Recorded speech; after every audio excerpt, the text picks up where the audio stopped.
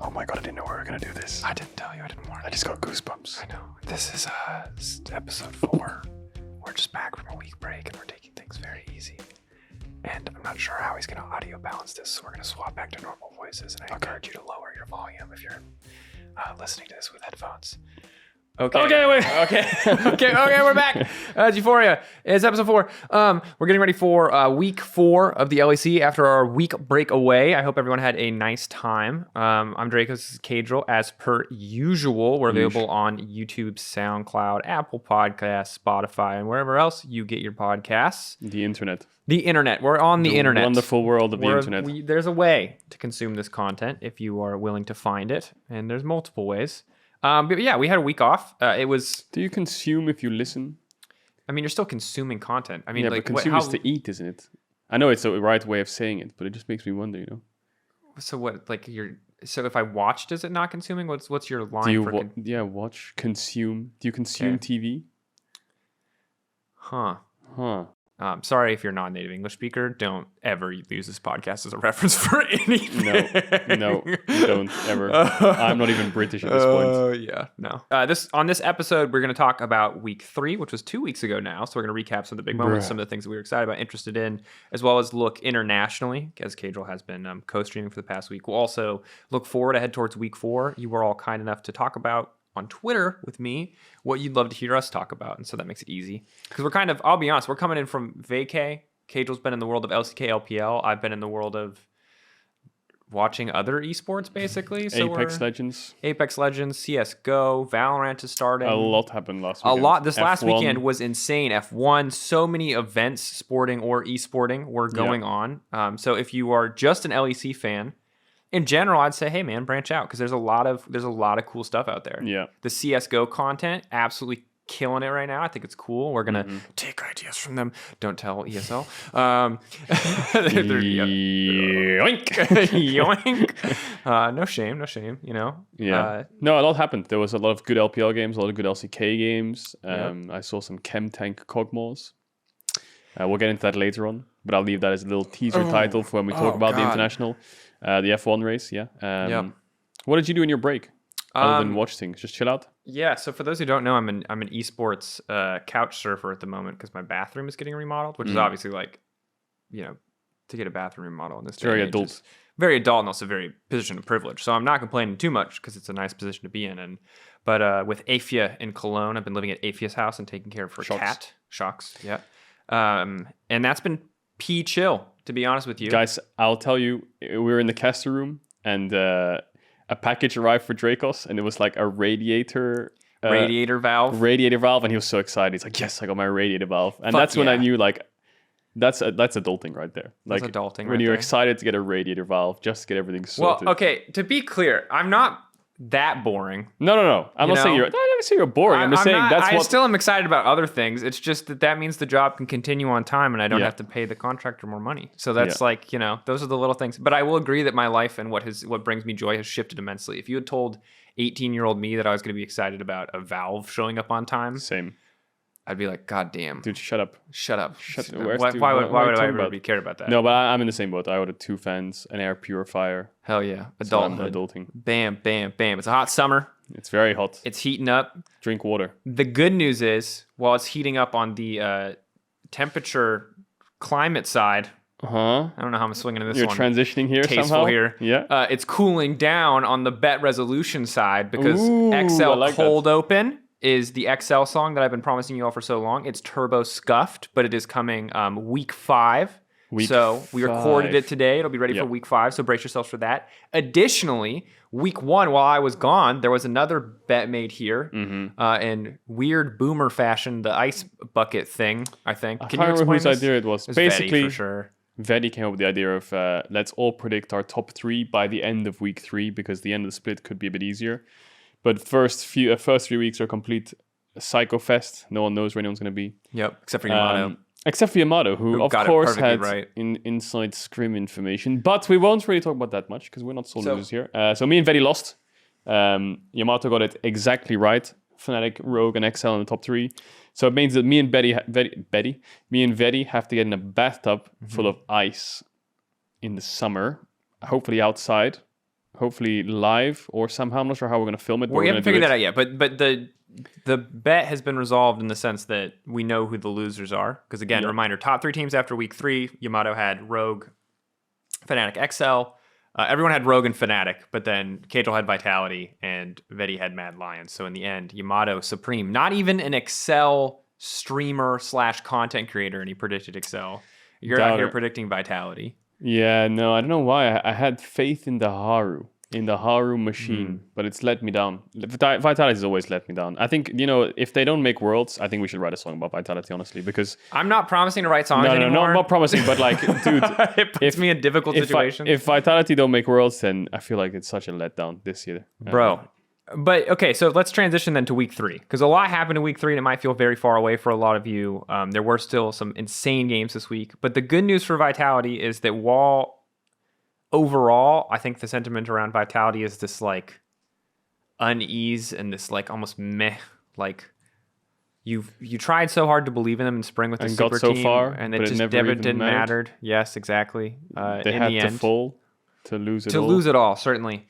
The question is, in the end, will it even matter? And the good news is last week, or week 3 in this case, clean-ish 2-0. Yeah. 2-0 at the end of the day. All that really matters. And I think that while I do not believe at this moment in time that Vitality will make Worlds, you know what I mean? I think that's a bit of a stretch at this stage. I do believe that they're continuing to ramp up and that they will be a much more competitive team than they were in the previous seasons. And just to contrast this to how we were feeling last week, it was are Astralis going to be the team beating Vitality out of playoffs? But Astralis has been, they're on a 3-loss streak now, ending that week. And coming into this week, it's hard. They play against XL, they play against Mad, not to get too far ahead of ourselves. But I'm the brief glimmer of hope that we had for the To The Stars boys is fading. Now, I would still love to see them continue to improve, but our top 6 is so friggin' tight right now. It is stacked as hell. Yeah. It really is. You've got XL, Rogue, and Fnatic all tied for first. I don't know what the head-to-head is, but that's basically where they are scoreline-wise. Yep. Mad on the rise. G2 slumping a bit, but they'll bounce back. We expect in playoffs especially. Yep. And Vitality showing that they're the clear 6th best team. I mean, their Astralis game was the decider of that in week 3. Yep. Did look a little bit hairy in the early game, where Astralis had this insane teamfight comp and they were getting kills, but eventually they just looked incredibly dominant and they closed it out, Vitality. So yeah, I mean, I would say overall still a lot to wait and see from Vitality. Quite a weak weekend, I'll say. Week 3, Astralis and SK. The SK game was a stomp from 20 minutes onwards. And to be clear, the Astralis game, cleanish was the wrong word, messy-ish. The Astralis game, I was surprised when Astralis couldn't do more, but I think Alphari kind of solo carried. Alphari did a shitload of work. Flame Horizon, as kind of, to be fair, you expected leads because the Ornn's giving up waves. Gnar versus Ornn, and Ornn just did not get to farm. And that was the thing about Astralis, is credit to Astralis because they play a very active early game of League of Legends. And Vizichachi is very willing to sacrifice himself, which meant that early game, if you were just looking at the kill score, you were probably like, damn, Astralis out here kicking ass. And then you check the goal and you're like, oh, well, they're actually 1,000 gold down, despite having way more kills and in theory doing way more across the map, just because Vitality is farming better across their lanes and just getting more gold. I think the Astralis comp was actually pretty good. I feel like Astralis has shown us some really nice comps, and the Yours Vex was the one thing that was consistent throughout spring that he actually pulled out. And there was points in the game at 20 minutes where Astralis had full control of Topside River and they had this insane teamfight comp, and it always made you wonder if they're actually just going to win the game. But in the end, Vitality managed to clutch it out on this mid-engage where Astralis went too deep, then Vitality punished, then they got Nash, and then from there it's you have that split push Gnar who's just taking over. So quick touch on that game. But yeah, I just want to go back to one thing you said about our top 6, because I've been a caster now for... How long have I been a caster for? 5 years, this 6 million months. The fourth split. Just under 2 years now, and I think this is probably the closest the top 6 ever been from my outside perspective. As a player, I never really paid attention. Yeah, because I just watch whoever wins. But now from the outside, it's definitely a clear step above the bottom 4. And I really don't know what to think about it. Is it the one hand of, wow, our top 6 is stacked, that's awesome going into playoffs and worlds, we're going to have excitingly close games, or is it, damn, we don't have a clear favorite, how are we going to do internationally? Should I be worried, because I look at LPL, right? I look at LPL. V5, incredible. Top esports, incredible, right? JDG and RNG, they've had their moments and stuff like this. EDG on the rise, lots of other teams. But there is still a couple clear favorites, right? V5's undefeated. You go to LCK, Gen.G and T1, clear favorites. DRX, Damwon struggling a bit. Sandbox on the rise, surprising. But in essence, there is these 2 teams that stand out the most above the rest. I feel like to me, in our league, right now, if you were to tell me right now, if I was to just look at you in the eyes and you just look at me and I say, tell me two teams that stand out right now in Europe. It's hard. I mean, it's hard. I think it's Fnatic and XL. Yeah, I mean, Rogue's on a 5-game winning streak, which is impressive. And this is, keep in mind, week 4 is the end of the first round robin, so everyone will have played everyone by this weekend. So people have varying schedules, but I'm with you. I think that this is what feels like an insanely tight top 6, and it is sadly not as simple as being black or white. Like, is this a bad thing for EU or is this a good thing for EU? Because the good news is domestically, when competition is tight, teams usually improve very rapidly, but it also usually means that our ceiling probably isn't as high as it would have been. Because again, when you look back to the great years that we have, it is usually 2 teams standing above the rest. Usually it's a Fnatic and G2. It was Mad Lions and Rogue last year. And usually it's those 2 teams like leading the pack and all the other teams learning from them. And instead we have this giant mess, which means that playoffs is going to friggin' slap. Playoffs is going to be sick. But when it comes to beating international teams, the average level of a playoffs team in EU, I don't think has ever been enough to take down Worlds contenders. You've always needed that team that's like goes Super Saiyan, You say that, it's interesting, because even like 2019 Summer, G2 Fnatic went to 5 games. They looked twice, neck and neck going into that tournament. Yeah. And then G2 were the ones who went all the way to the finals. G2 went all the way to the finals. And obviously, that was just a good year for Europe generally, though, because Splice was a team that we didn't expect to do anything, and they managed to make it out of groups. All teams got out. So we can and probably will be surprised by some of the representatives that we send that we expect less from. But I'll say that looking at MSI, looking at EU and the LEC as it stands now, I don't think you should be like devastated, like, oh, we're doomed. But I would say that it is not as easy as it was in 2019, even 2020, to be like, we are sending teams that are going to make a mark and are going to have, caliber. Are really going to, especially in a world where LCK and LPL are getting like 4 seeds. And again, I don't know entirely how the world seeding is working out or is going to work out. Again, given the ever-changing global situation between COVID restrictions varying from country to country, visas being hard to get, and obviously the ongoing conflict in Ukraine. Like, it's hard to say how many representatives from each region and which regions are and aren't going to be able to show up. We just got to see the VCS at MSI for like the first time in years. So assuming all seeding goes to plan, right, and like we get representatives as it's supposed to be, it's still really rough. What scares me is if seeds start dropping, then it's like if LCK gets another seed, is that a thing that could happen? If VCS gets another seed, I'm like, I start to sweat depending on where those like extra slots get allocated if someone is unable to attend. Yeah. Definitely, and we'll have to see how that unfolds. But I think the main thing that I want to hit on here is, right now, it looks like EU is weak or almost like a clusterfuck region with these teams just being so close in skill. Yeah. But by playoffs, it should iron out. We will have eventually clear favorites towards the end of the split, because I've spoken to a lot of pros right now, and they have embraced it, and they say, yeah, everyone's kind of bad right now, Yep. Well, the word bad is used so loosely because everything's relative, right? Their definition of bad is not contending like a top 4 at the Worlds, right? I would suppose, or a top 8 at Worlds. Or even like sloppy. Because like teams will, when they go on break and they come back, it takes time to get your fundamentals back. It takes time to be playing on the same page. New people get to understand the macro of the game better. And if your team's behind that curve, they're going to say they're playing bad. Yeah, and it's an interesting one because everything's relative with the word bad. And EU right now is, I'm not trying to inject hopium into the fans' ears here, right? I'm just basically being clear and saying LPL and LCK teams just look like they've come out the gates a bit more swinging. Like V5, I've watched almost all their games. They look incredible. Even with a sub-jungler, sub-mid coming in, they looked absolutely untouchable. Now Rookie and Karsa's back. They look even phenomenal again, like fantastic. But if you were to tell me to look at an AC team that looks fantastic, it's very hard, right? Because everyone's so neck and neck. So I think by the end of the split, it'll iron out. We will have those clear favorites. Just we come out of the gates a lot slower, and there's a lot of sloppy issues which teams need to fix. And now you might be wondering, like, well, they've had all this time, It's spring, then they had pre-scrims before summer. What do they need to iron out? What are these big issues that they need to fix to make sure they're like teams like V5, for example, Rogue and Fnatic and G2? Well, it's complicated because these issues can't be fixed overnight because they need to be fixed.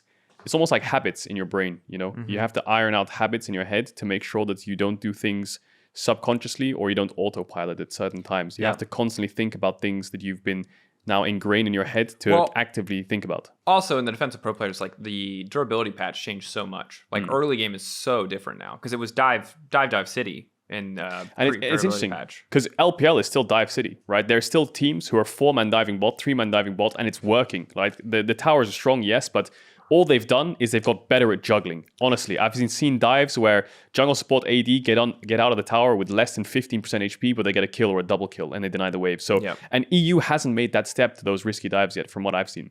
LCK hasn't delved into that realm too much yet, but they've delved into the scaling realm of like Seraphines and Lulus and Kog'Maws we've seen last weekend. LPL's diving into we will keep diving you. And if you look at the mid pool, right, Rookie's champion pool since he came back, he's played 4 games. He's played 3 games of Talia and 1 game of Lissandra. What's he doing every game? He's roaming to sides and just diving everyone. Yeah. EU hasn't found the middle ground yet. It feels like it feels like they're in the middle. They're playing a little bit of scaling, things like Seraphine we've seen a little bit of Corki still and stuff like this, and they're playing a little bit of roaming, like Niski on the Lissandra in the Mad Lions game against Misfits, where he's top bot, dive, and there's no decision as to which direction either team's going because they play both. And I think that the heavy hit for EU and EU fans is when you come into the tournament, you both know both these region styles, and you come in with a sucker punch of just something completely different that they've never seen. So yeah, Europe's just unfolding a lot slower than other regions, I think. And I feel like that's why we haven't got a clear favorite, because we haven't seen a team with a clear style. Yeah, we're definitely waiting for it. And I think that Summer... Well, okay, so seasons in general, I think, are so interesting. And we're going a lot into this topic specifically, so I don't want to stay too long here. But it's always interesting because very often my experience in seasons is there's going to be some teams that hit the ground running. Excel, again, is a team that you expect to hit the ground running because they went to Korea. They had this big boot camp. BDS also had a big boot camp. Sadly, it didn't work out. But usually at the halfway point is where that momentum starts to fade away. And you start to see the teams who get rewarded for more innovation, get rewarded for being creative and adapting on the fly. Because not only do you have new patches coming in, but the meta, the existing meta and the durability patch is going to get more figured out. And the teams that had all of this sick practice and all of this thing, that edge that they kind of got themselves, that kind of starts to fade away as either other teams pick that stuff up, or as if that's the positive, is other teams picking stuff up. And the negative side of that can often be teams reverting back to older practice habits because they're no longer playing in a region that is as, I don't know, dope as Korea. Yeah, and there's also things like tendencies from last split which you need to change. Like I was talking a little bit about those habits, right? A tiny example, right? This is no shade to Malrang, is he's playing Jarvan. Yeah. Into Ahri, Wukong, Zeri, Rakan. Absolute wild, man. And I mean, they won. They won the game, sure. Exactly. But if you go into an international event against a team like T1 or Damwon or anything like this, and you're playing, or DRX, Genji, and you're playing this kind of comp in this meta, you're playing too much comfort. You're not playing enough meta and enough like different styles. And I feel like that's just an example. I'm sure he's playing other champions, but that's just an example of when jungles are banned out and Wukong's taken away and you've lost things like, I don't know, whatever was banned out. Volibear, I think, was banned. Now you're going back to Jarvan. It's kind of like... It's a red flag. But it's a red flag. It's one of those cases where out of 10 games, you're going to lose a lot of them. And you're probably going to win a couple. And you got away with that game, yes, but I think he's going to reflect him like, damn, I need to change this champion pool and make sure I'm looking at other junglers rather than just defaulting to these Jarvan picks. Because Jarvan was meta in the Aphelios Jinx meta, right? Yeah. Immobile AD carries, incredible scaling. Just pick Jarvan, ult them, get their flash on midwave, and then they can't ever walk up. But now it's Zeri, Kalista, Ezreal, Lucian. You can't really pick Jarvan anymore. Yeah. And I'll just say it's a little red flag, you know? Like week 3 though. Week 3 again, giving him time to adjust, seeing what else is there, because obviously in the context of the meta and the champions that are being picked overall, it seems terrible. It seems like just not a good choice. But in the context of who he is as a player and what he likes to play, it can still be good. So small red flag, something to keep your eye on, but definitely not like we don't need to. He won with it. He made it work. But definitely something that we can imagine wouldn't fly as we get to bigger international competition. Can I talk a tiny bit more about other regions before we move on? Maybe this was for later on in the show, but I've already brought it up. No, I mean, just bring it up. Yeah. Talk. Say what else you want to say. So obviously Europe's had a break, NA's had a break, but who hasn't had a break is LCK and LPL. So I'm just going to give everyone at home a quick rundown of things that maybe we should keep our eye on for this weekend. Because Talia, I've already talked about it, rookie's flavor of the month. He loves Talia. There's a couple different styles going on in the LPL. For example, Top Esports, who are incredible as well. I think Knight and Rookie are the two best mids right now in the LPL. They are showing the hell up. Top Esports have this weird drafts where you have to ban Sylas against them, which is odd. But the reason is Knight will first rotate Sylas, no matter what. He doesn't care what's open. Right now, the mid meta in LPL and bans you'll see are Ahri, Corki. Because if you ban Ahri on blue side, that means you want to first pick Corki, right? Because it counters it. So then you ban Corki. And then Lissandra is the only other ban because people like to blind pick that and it's really good engage. But Sylas is an incredibly strong blind pick right now in the LPL. We saw it a little bit in the LCK. Maybe that's going to be picked up. If you've been watching the LCK as well, there was Kog'Maw Lulus. Deft was playing Chem Tank Kog'Maw. He sold it eventually and I think he bought Gale Force. There was a lot of question marks around his build. I don't know what the hell was going on. Skipped Hydra, all this stuff. So weird metas going on.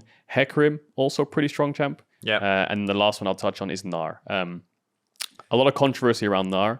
Even I was quite skeptical of the Gnar pick around week 2. But I've watched so much Gnar now that I think it's actually just super OP. Because right now, top lane blind picks are really hard. Other than GP, Gnar is the only other blind that you can really pull out because blinding things like Kale is so difficult. Ornn gets countered as well unless you're playing for team comp. And I think in the Asian regions, they value lane phase very highly. And when I see T1 first pick Gnar in their series, I knew that this champ must be strong. And if you watch Zeus, he can play any side of the Gnar matchups. Yeah. Gnar into GP, Kale, whatever it is. Wins lane, insane team fight, always has side push. It's almost like that blind pick that covers everything. And the old school counters to Gnar are Jace, but Jace obviously got hit a bit, and then the durability patch has made it so he's quite hard to play. Ooh, or the turbo degen counters like Yasuo or Aurelia, but those are both so volatile that it's like you need a really good Aurelia player. Now there are some Aurelias in the LPL that can play it. I can't remember exactly who it was. I think it was Wayward who picked Aurelia and had an insane game into Gnar. So Aurelia works, Yasuo works, but it makes it so volatile. And then the last one is Kennen, who used to counter Gnar. Season 6, 7, or Smeb, things like this. But like durability patch Kennen. Exactly. And the fact that mid right now is so scaly or roamy, you don't really want a mage. Like if I was... Technical term. Scaly roamy. It's a scaly roamy meta. Right? If you were playing scaly roamy, if you were playing Lissandra mid, you don't want a Kennen top because you're doing the same thing, right? The enemy AD carry is going to get cleansed. You're having double AP solo insane lanes. Insane Merc Tread value, insane cleanse value. So that's why you never really see Lissandra Sejuani on the same team. Again, Sejuani top, really meta. So there's just a couple picks you can keep your eye out. Maybe some of the European teams have been playing them as well, but that's where the metas are progression. LPL going towards Sylas Roam heavy, LCK going scaly Gnar first picks. So durability update and patch is still being dissected a bit. I want you to keep in mind that this break week, while how teams chose to use this break differed, and while most of the broadcast side chose to use it as a full week off, a lot of the players that I was talking to are still scrimming and took maybe 1 extra day off, maybe 2 extra days off. But keep in mind that while for us, it felt like a break, and while it's labeled a break week, for a lot of the pros, they kept scrimming. They did not want to take a full week away. They did not want to step away. They wanted to continue working and developing on what they had, and I understand it. It takes time to get back into that mindset, so teams didn't want to fully give that up. So we might see a ton of development in these 2 weeks. We might see it in terms of what teams look like, in terms of how teams are going to step up and ramp up, especially looking again here at teams like Misfits and G2. Misfits because they had that big win over Mad, which was so big for the team. The team now on a 3-win streak. And the other team is G2, who went 0-2. And I think it's best of 1. It's a tight top 6. It is not the end of the world that G2 went 0-2, but these are teams that I expect like this week and probably the next week will define a lot of what I look at them. I think G2 getting the playoffs is an inevitability, but Misfits, if they can continue to ramp up, could be the person contesting for 6, could be the person trying to break in. But again, that's the could be. They are for me the dark horse. In this whole race, because I do not see it coming from Astralis, SK, BDS, and SK and BDS. I'm sorry, but when you make small adjustments, that's totally fine. But then when you come into a split and you are bad and you play bad, that ship rarely gets turned around mid-season. Yep. Usually, in the past, it's been like random mid-season player roster swaps, and I hope that Jezu is feeling better. Obviously, they did bring in Gadget. That was not a roster swap that they had chosen to do, but that was illness, and they did bring Gadget in, and he did okay. But yeah, it's just like those teams I think are out of contention until proven otherwise. I think Astralis are on the downward trend. I think Misfits are the only ones who might rise up, and I think we're in a situation where instead of looking at who is going to be making it into playoffs, we're very likely just to be talking about who's going to secure what seed into playoffs. Yeah.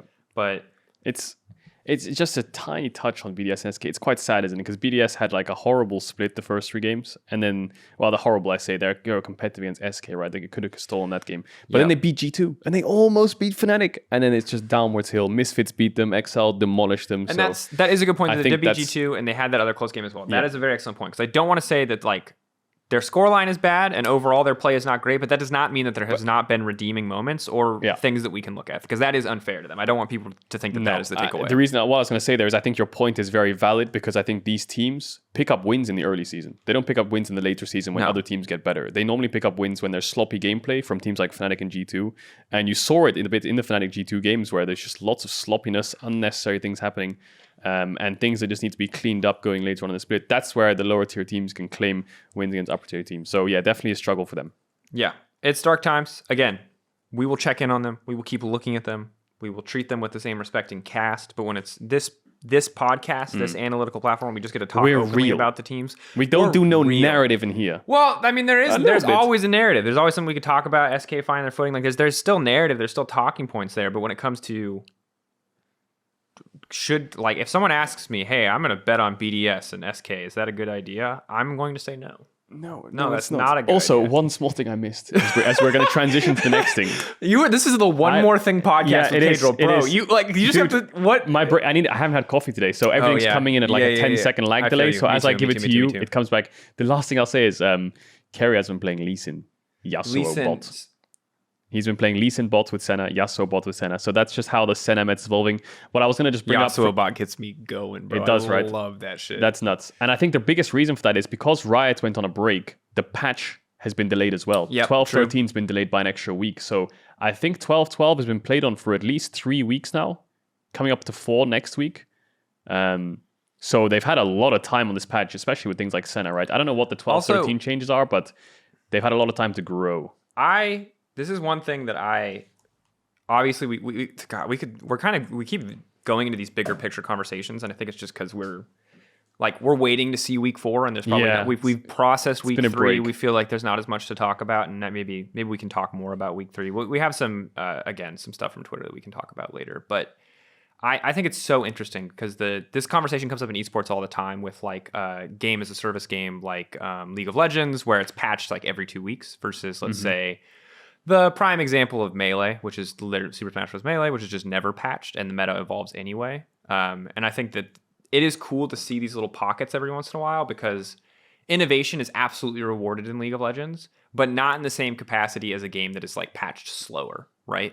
There's a patch on a less regular cadence, because this is super cool because this shows us a lot about Keria. Like we already knew Keria was a super creative player, but the fact that when this single patch has continued for a longer period of time, that he has not just settled for what felt like a pretty stagnant meta end of week 3 for us, but has continued to innovate these Lee Sins, these Yasuos. I love it. Yeah. I love that kind of stuff because that is, to me, that's like the part of League of Legends that always really excited me, and the part of any esport that really excited me is that like the analytical arms race, like the finding the next counter pick niche matchup thing, because that's when that's what I love talking to pros about, because that's the thing that they have knowledge that no one else does. It's like, yeah, if you trade like just like this at level 2, you can get this advantage, you can do this thing, and that's the stuff that I think is just so fascinating, and I love watching a player, especially a player like Keria, bust out something creative like that. And I think the reason you see things like this is because time is so short when it comes to patches, right? You've got 2 weeks on a patch. Senna is now meta, okay? You go into your first scrim block, you've got 5 games. For Europe, it's 5 games a day. Playing Tom Kench. Right? Senna's meta, so now you have to play Senna. In the games that you get Senna, and the enemy team doesn't ban it against you, which is OP, so it's banned most of the game. Let's say you get it 2 games a day maybe, and that's if you want to pick it and you don't want to play against it. So I'll say 1 game a day.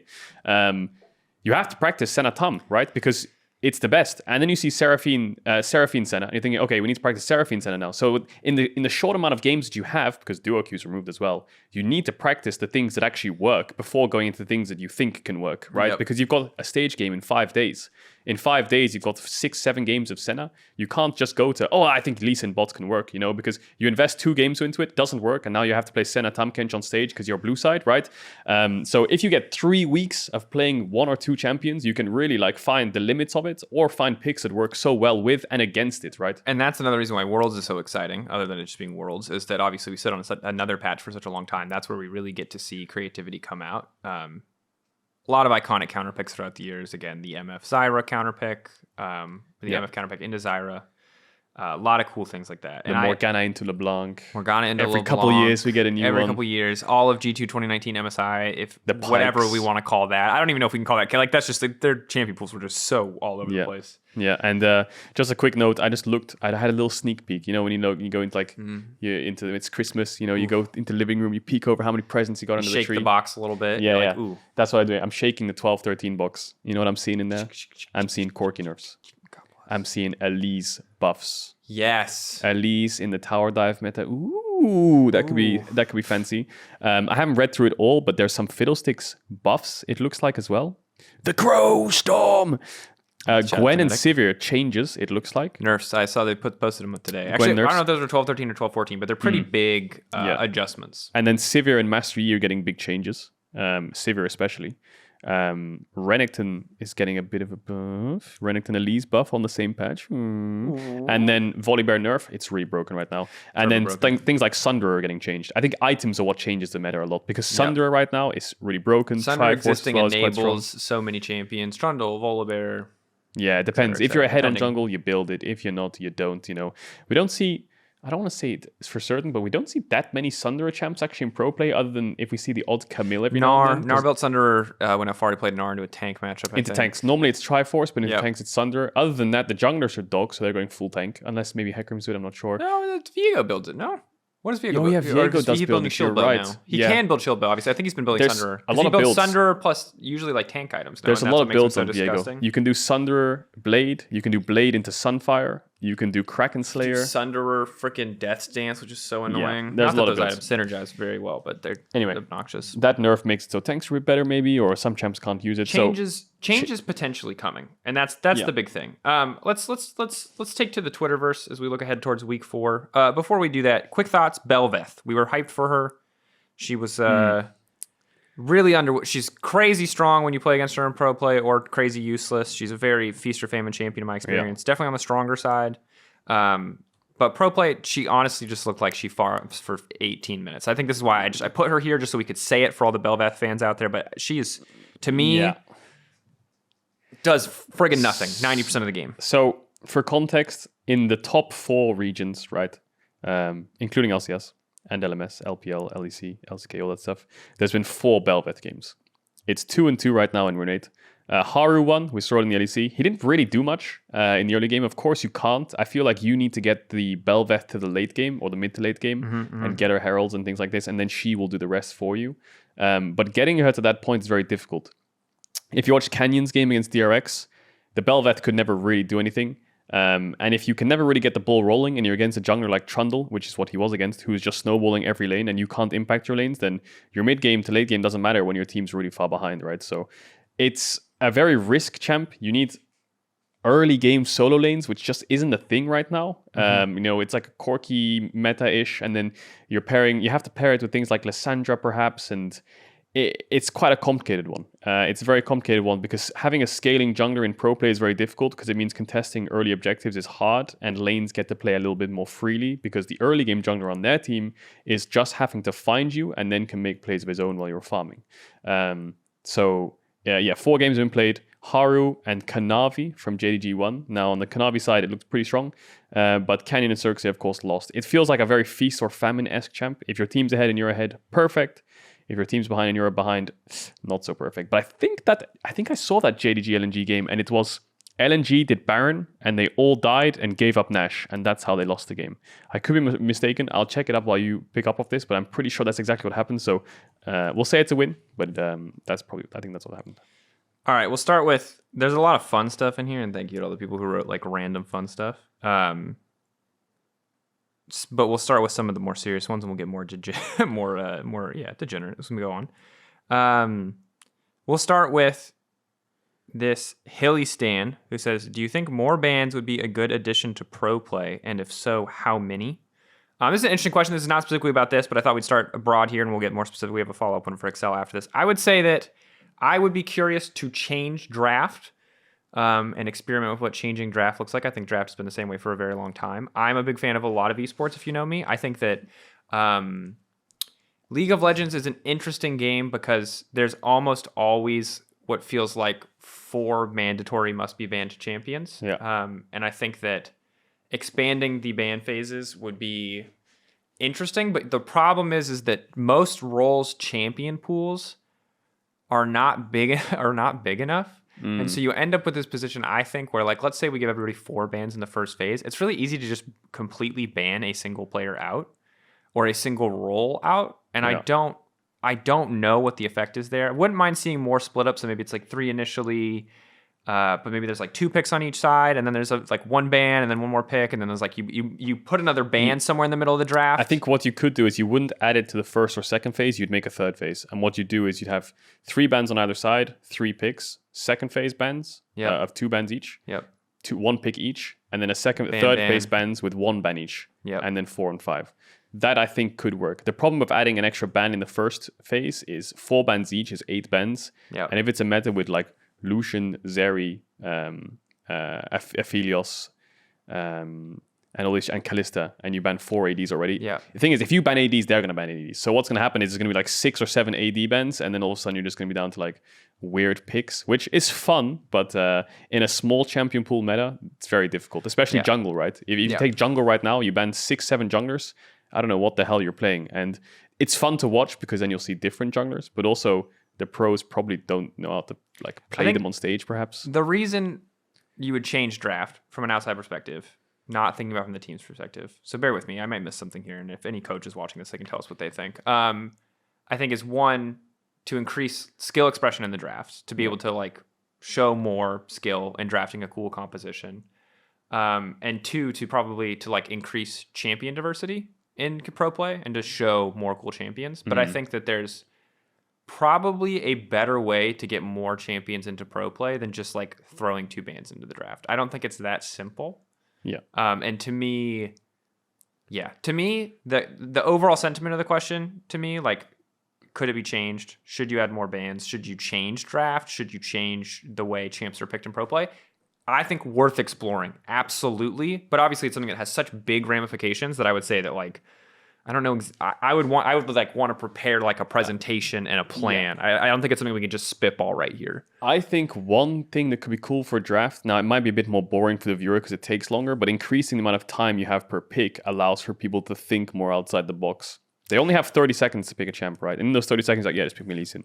But if you have like 60 seconds a pick, you can really like think like, well, if we do this, they could do this. And then you actually think more about what you're picking rather than saying, let's get the OPs. Yeah, so one thing we could implement, and this is something that Dota does, they have a very different draft phase to us, but one thing that they have is they have like a pick timer, and then they have a secondary timer behind that. And I don't know what those numbers are, and there are people who are going to watch more Dota than I do, but basically the concept is you have 30 seconds, and then you have a 2-minute or a minute and a half of extra time. And you can use that time anywhere you want. You get 30 seconds as a default for every pick. Any time saved doesn't like go back to your pool or whatever. Yeah. So I've got 30 seconds. Normally you'd say pick Lisa and like, I think we should think about this one more. So they eat into your 1 minute and 30 seconds. So then you get like an extra 90 seconds total over the draft. That's really good because a lot of the times you'll have... making those numbers I've had this on stage and I've seen other teams have this on stage where you don't know what to pick. You have 3 seconds left and you just go, I'll just pick Comfort. And you just go, just pick me Ezreal. Just pick me Lisa. Just pick me this. Just pick me that.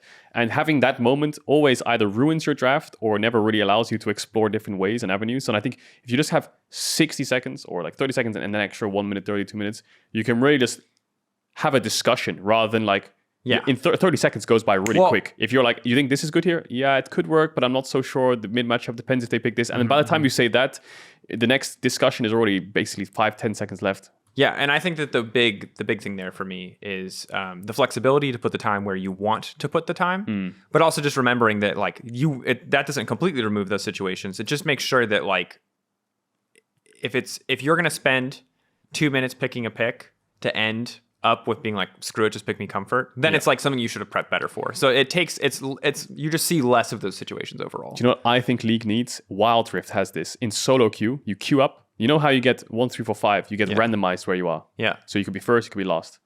What you can do in Wild Rift is you can press a button and you can swap where you're picking. So if you don't have Seraphine and I want Seraphine first pick and I'm scared of them getting it, we can trade positions in the draft. That's sick as hell. And I can first pick my Seraphine. We should play Wild Rift. Shit, yeah, so I think nice. League need to implement this, especially in solo queue where you're like, oh, pick me Lucian, it's OP. And he's like, I don't have Lucian, it's my Smurf account. But okay, swap order with me, I'll pick it. Right? Especially if you have a mid or a top planer who says, I want last pick, and your support is last pick. That's a great way to and solve they've already picked a Mumu or something, you know? issues without just giving everyone every single champion in ranked. I think that's cool. That's it'll be a bit egregious where people just like randomly like, trade me, you know? But I think you it's just a healthy... decline once, and that's all it takes. It's like Abraham tramp If you can change champs, why can't you change pick order? Right? That would be so much more healthy for solo queue. I mean, I don't know. I don't know. Maybe they thought about it. Maybe they haven't. I won't speak for that team. Maybe it's something they're looking at. Who knows? But I like that. That's a great idea. Let's move on. Nelson says, Nelson from Excel. Still from Excel? Yeah, Nelson. Excel Nelson. Yep. Nelson saying. Excel without Marcoon Law. What do you want to hear? What is Excel? I know why they're saying that. Because there was a segment on the analyst desk on week 3 about Excel without Marcoon. And I heard from the Excel boys that Marcoon got a big ego from that. And like he was like, and all the Excel players were like, wait, they're doing this segment? Does that mean Marcoon's carrying us? So I think his question there is Marcoon carrying them? I think Patrick's carrying. I think Finn's had some nice team fighting. Mickey's almost like an unsung hero. Yep. Nukeduck is like... They're a good all-around team. You can tell him to do anything and he'll do it. Like, you want to play this, you can play that style, you can play this style, that style, he'll do anything you need. I feel like Nukeduck's such a good guy to have on a team when like the team is working well, because he is that super hyper flexible player. Yeah, and experienced as hell, right? This guy, you want Corki, I give you Corki. You want roaming, I give you roaming. Well, I thought he was asking because you were going to try to play a game with Excel because you got those 50k likes or whatever for Context Caedrel did a thing. I was like, I'll play a game on stage if I get 50k likes, and then he did get 50k likes, and now we'll see if that ever actually happens. I'm not sure, but all I know is that they might have to play a game with. Might not be allowed to apparently, but we'll see. Oh, yeah. Well, we'll find out. Yeah. For now, I'm going to hold on to my dream of casting you playing on stage again. Oh, dude, you know, if I do play, I think the person whose position I take, like let's say I play for Marcoon casts with you. That'd be so funny. That would be so funny. So much. No, and you just track like me, or I swap Finn in for Finn and Finn casts with you. That would be so funny, I think. Next, blah. Next question. Wow. Why is our brain is bad? We didn't get coffee today, guys. I'm so sorry. It's and we filmed the content piece before this. G2. People are worried about G2. Generally, there's a lot of G2 sentiment here. Yep. 1-0-2 week ended on. Are we concerned? Is there something to be worried about here? Where do you see G2? Obviously, it's a tight top 6. Do you still think G2 are the big bad? What's your thoughts on G2 at this particular moment? It's a good question. I think Caps has been playing well. Mm-hmm. One thing that I've identified a lot is Jankos' early games are odd. They've had 3 losses. Their first game against Astralis, I remember Jankos was playing Trundle. He walked to Gromp level 3 and then just died randomly and gave Astralis first blood and double buffs. I think he did a similar thing in the Fnatic game, I want to say. Whenever he was playing Trundle, he did a similar sort of thing where he just walked into the enemy jungle, extremely random plays, and then all hell broke loose. Again, I can't remember off the top of my head what happened, whether he died or whether he had to flash or they lost early game Prio somewhere. But Jankos' early games have been a bit miss on Trundle. I feel like he's over-forcing a little bit, or he's trying to overcompensate for things. But I don't think there's much to worry about. It's week 4, right? And they just came off the back of MSI. Yeah. I think Broken Blade is playing pretty well as well. I think I'm going to try to check something here, but I think he's been playing a lot of Gangplank. And I feel like Gangplank is, yes, it's meta, but it isn't a Broken Blade champion. I don't think he's been playing much Gangplank at all in his career. And he's just kind of like making sure that he has... Yeah, I'm looking at like last year he played 2 games of Gangplank and lost them both in spring, sorry. In season 11, let's have a look. He played a lot of Gangplank, so maybe I'm wrong there, but he's been playing a lot of Gangplank. I feel like G2 is just trying to find their style, their meta. I wouldn't be able to give you the G2 conundrum answer and be like, this is what they're doing wrong, this is why this is how they need to improve. But I feel like Cap's been playing good, Broken Blade's been playing good. They've been expanding champion pools. We've already seen Yasuo, Yone's. We've seen a lot of GP. Cap's played so many unique champions. Jankos' early games The Vi, I didn't like. The Trundle, I don't like either. This week in particular was just a little bit rough for Jankos, I think. And that's... They're finding And again, it's a week. So I think that if this week also goes bad after the break, then you can start to be scared. You can start to be concerned as a G2 fan. But I think you guys should be chilling. Like, really, like, how many times... The one time it has sucked to be a G2 fan was the Reckless year. That was the only time that it kind of all went to shit. That's kind of true, yeah. Every other time there's been moments where it's looked messy. There's been moments where they looked the best teams, and it's always worked out pretty well. It's like G2 was always a team where it's like, even if they lose, they'll be fine, you know? And they're like the definition of that. And it always seemed to work out, and they always seemed fine. Their loss against Mad, I think Mad's draft was really good. Yeah. Like they had the Twitch Renata GP Wukong. Like team fights are basically unplayable the second you fall behind this G2 with your kind of single target damage and then no real front line against it. So yeah, that one extremely good draft by Mad. In the Fnatic series, they lost like a top 2v2 twice early and the game was over. Like I just talked about Jankos' Trundle in your stages. You lose that 2v2 and the game's over. So yeah, I think early games, if I had to identify one weakness right now, their early games do look quite shaky. If you look back to MSI, their early games were extremely force heavy. Like they would dive 4-man against T1. They were 4-5-man diving bot when they've given up mid push and the enemy teams are playing on 2 lanes, but they just want kills. But yeah, the early games looked a bit shaky. If they can clean that up, they'll be fine. I think G2's strength is their macro and caps. Who always just seems to pop off. So I think they'll be fine. You know, it's I think the important thing that people need to know is every single team in the entire world, every regular season, they have a drop. Now, you can say 18-0 and 24-0 on T1, but eventually when it comes to playoffs or an international event, one point in that half-year period between you start the split and you finish the international that you make, you have a drop in performance. Yep. And G2's drop is now happening early summer, which is fine because they just came off the back of MSI, didn't have a huge break, and they still have no clue what they want to play or how to play. Because this whole time they've been scrimming on the MSI patch, everyone else has been scrimming on everything else, on the Neo patch, so they've not really had as much time to figure out what they want to do. T1 had dropped the series, right? They learned from it. You go to the T1 series, they drop it. The next series on, or the series after that, they're first picking Seraphine because they learned from it. I think G2 have a lot to take away, and I think also one of their biggest strengths has been Dylan Falco, actually. I think Dylan Falco's drafts this year have been crazy good. Genius. So definitely in spring. Pretty solid in summer, but spring was like the clinic, especially going into playoffs and MSI. Like, oof. I just realized I went on like a 5-minute G2 rant of like my brain figuring out and answering my own questions as I go along. This is where, if you're a coffee company and you want to sponsor this podcast, it'd be a great time, because not only would you improve the content and thus make all the fans happy, but it would be a valid sponsor. It wouldn't be like when I, if I like, I don't know, shill for a VPN, even though I've never used a VPN in my entire life. Like I actually drink coffee. So coffee sponsors.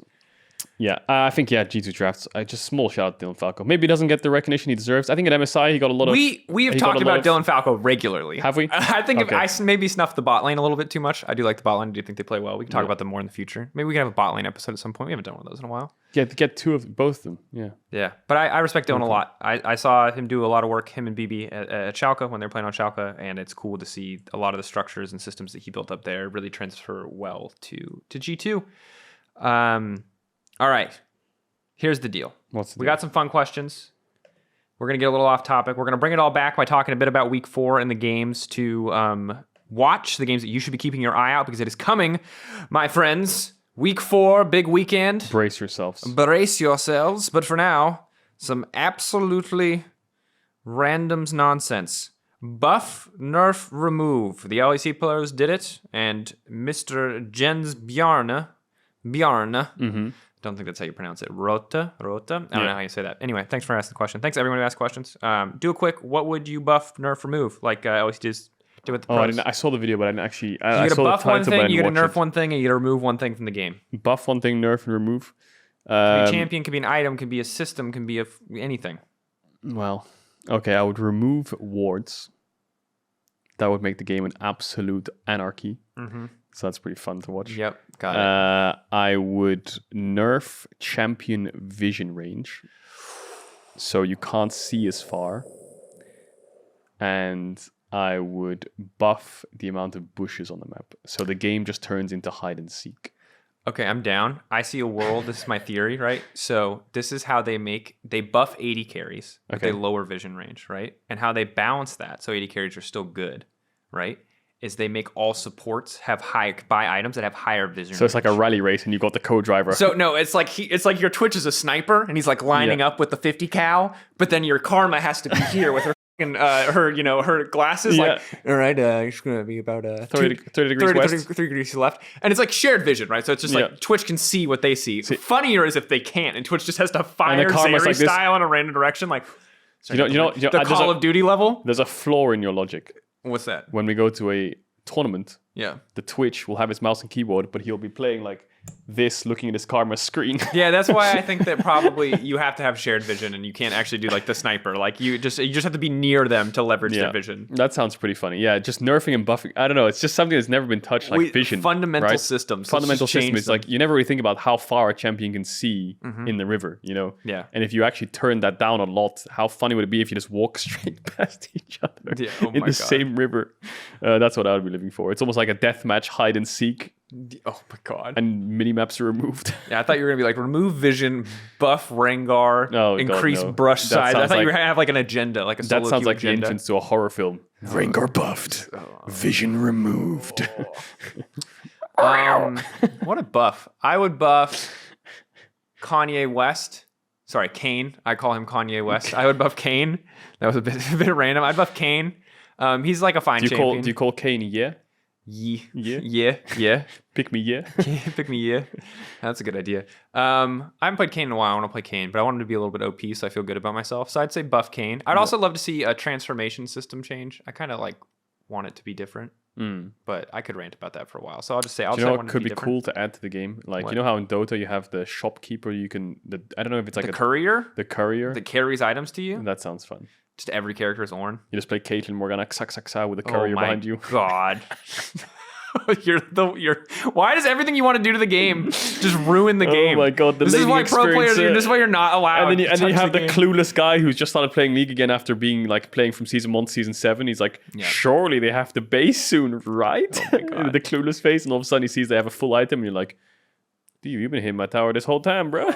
I would nerf, nerf champion durability. This is a way healthier state for the game, but oh my god, games are so slow when we're casting. But I just want people to murder each other. The team fights are crazy good. There's so much more skill expression. I think it is a purely positive change for the game overall, but I would really love for people to die so much more in the early game. Okay, so I don't know what I need to give them more nerf. damage to minions and spawn the minions faster. I like it. Urf. Let's just play Urf. I would like to play Urf. That is what I am pitching. Remove from the game. Who do I really just absolutely hate? My god, you know what else would be funny? Is it you remove minions completely, but every 30 seconds to a minute you get an item with 6 minions you can throw out. You just like 5 men in one lane. Do you remember the 5 men in one lane, level 1? Yeah. Like season 3 or 2 where you had like the Heimringer turrets and you just like all push one lane and end. Yep. You just like all go top and throw like 30 creeps onto this one tower level 1 and just get like 5 plates. Bro, you're out of control. Dude, I don't know. I'd remove bounties. I'll just go with the people don't like that. Sick. This Kiana's gonna take over the game. Whatever. She needs it. I want her. Her items suck now. She needs something. Yeah. Given the bounties on the option. Wait, didn't you want to talk about week 4? No, we are. I'm saying we're doing the BS and then we're doing week 4. Oh, I see. Okay. Hold on. I'm gonna find more BS. Okay. One more BS question. Or 2. It was a question. Sorry, we call it BS just because it's like, it's off topic, and now that we haven't got enough off topic on our own. Based socials. That's what it means. Make some kind of bet with Star Guardian cosplay. No, we have to stop making bets that require elaborate things. Oh yeah, the Star Guardian skins are out. Star Guardian, they're coming out soon. Oh, Star Guardian, the Sessions thing. I don't know if you guys did it. They made a Diana one. They made a Vi one. The Star Guardian Talia Sessions is out. It's super poppy. It reminds me a lot of like Porter Robinson, upbeat electronic music. I think it's all usable as streamers and content creators. I would recommend if you are listening to check it out, see if you like it. If you like one of the songs, you will probably like all of the songs. It'll be in your genre, in your wheelhouse. Okay, yeah, here we go. Ooh, wait, I've got an idea. Here we go. Hold on. We need to talk about your performance at the caster quiz. That's a very viewed video. This is it's a loose episode today, guys. We're coming back. Okay, don't worry. I'll explain myself at the caster quiz. So, I, as a caster, never learned, even as a player, I never tried to learn ability names. Because when you're a pro, all you do in comms, right, is you say like, do you have ult? can you pop your... Can we just go mid and use your ult? You have Q. Like, I'm not ganking your lane, I'm ganking TF. You have W. How long are your W? So I never really think about, like, you know, in pro comms, you don't say... I think if we fight Drake, we can just use Ornn Forge God to get their backline. You know, you just use, like, we need Ornn ult on their backline, right? That just sounds way more natural and way faster. So when people walk up to me and they're like, yeah, Starlight's touch, I'm like, dude, can you just say, like, the champ and the location of the button? Passive QWER. That's all I need to know, and I know exactly what it is. I know every ability in the game. Have you if you just tell me considered that people have different binds, Caedrel, and you're excluding them from the conversation? And then I said to myself, well, it makes sense that other people know it in sense, because, like, if you're a caster, well, I am a caster now. I don't know why I'm using hyperbole. Well, casters in general, it sounds a lot more hype to say, and the call of the Forge God, you know? Absolutely. Rather than saying, and the Ornn ult, you know? Big slappy. So that's my quote unquote excuse. Obviously, it was a horrible performance. This was a meme. You're like actually defending yourself. Like you're on trial here. I'm embracing you. I'm holding. I suck at champion names. If you ask me any champion name, or like if you put in text what the ability does, I've got no clue, mate. What are you talking about? But if you show me a champion, I can tell you everything. You know what they do. I can give you their, you know, when they're released, their skins, you know, all that stuff. But yeah, and we played this game. We were walking on the street, and I told you ability names. A movie. But it's funny because I don't know many ability names, so I just was like, you were like googling random shit. Yeah, I was googling random ability names. I had no idea what any of them were, and you just knew them all. And I was like, well, play-by-play caster life, bruh. That's crazy. You can thank Quickshot for that. He started that. That's his rise to popularity, was using ability names in his casting. Revolutionary at the time, and now every caster on the face of the planet has to do it forever. So, yeah, now I know all the ability names. Okay, well, I'm going to test you right now. All right, you test me one or two, and then we'll talk about the games this week, and then we'll wrap up. Again, loosey-goosey here this week, but don't worry not. Friday, Saturday coverage is coming. There will be some serious League of Legends casting. Me and Caedrel casting 2 days. Are you ready? Yep. Above and below. Ability. Above and below? Yep. Ability. Yep. See, when you're on the spot, it's a bit difficult, isn't it? Is it a bit difficult? Well, I mean, above and below, I just don't even... Okay, above and... Above... I'll give you the second one while you're thinking, okay? Oh, I'm trying to think of what it was. I feel like I can almost... It's on the tip of my tongue. Burst fire is the other one. That's series Q. Oh, for fuck's sake. What is above and below? It's so close. It's on the thing. Oh, it's in my head. Wait, above and below. Yeah. I don't... It's Bel'Veth? Yeah. Her. It's the W, right? Yeah, it is. Oh my god, you're so good. What the hell? You actually like... Dude, how did you do that? You like digged into your brain and thought about it? I see it, I'm clueless. I said Bel'Veth, right? Yeah. And then I was like, because I didn't actually know what champion it was. But I knew that because it seemed so foreign to me, it was probably Bel'Veth, because I still don't know what her ability names are. And I was like thinking what would be above and below. And I was like, well, it's not the Q, because the Q is the slappy. Mm-hmm. It's not the R. Okay, last one. Ready? Yeah. Triumphant Roar. Triumphant Roar is... It's Alistair or the Rengar. I can't remember which one. It's not Alistair. It would have been Alistair E back in the day. It must be Rengar W. It's Alistair passive. Alistair passive. Ugh, stupid Alistair passive. Okay, well, 2-1. You won the best of 3. Nice. I hope you played along at home and you got it as well. Yeah. Well, I did. I got them all from that one. Yeah. Again, it is much easier when you're not on the spot. Yeah, dude, that quiz was hard, man. I had no clue. That said, bringing it back. Yep. This has been an all over the place episode. We covered a lot of things. We've been all over the place. Hopefully you've enjoyed our chaos. We'll drink coffee next week and we'll be focused because it'll be talking about week 4 and we'll look ahead to week 5. And there'll be games to talk about. And there'll be games to talk about. This time, we got to look ahead. So, XL. Oh, EUphoria MVP. EUphoria MVP for week 3. Razork. Insane. Man, it was a house for Fnatic. Him and Wonder together against G2. They were absolutely dissected. If you watched the previous episode, we were so excited to cast that game. We're like, oh, it's always a banger when G2 and Fnatic play. It's going to be... It wasn't sick. It was boring as hell. It was the Mad Misfits game that was a banger. If you missed week 3, watch Mad Misfits. Mad Misfits is the game you have to watch. G2 Fnatic, not very good. And not very good because Razork and Wonder played so fantastically together as a duo. Yep. My God, their early game was phenomenal. Chef's kiss. I wish they had been slightly shittier, so it could have been a more competitive game, but they crushed it. Razork, EUphoria MVP. And then Wonder said to him, I think you're a superstar. And that's when you knew that this Fnatic ship is going to sail, baby. It floats. So how far are they going to sail is the question. I know I'm shipping. Razork Wonder. There it is. Hell yeah.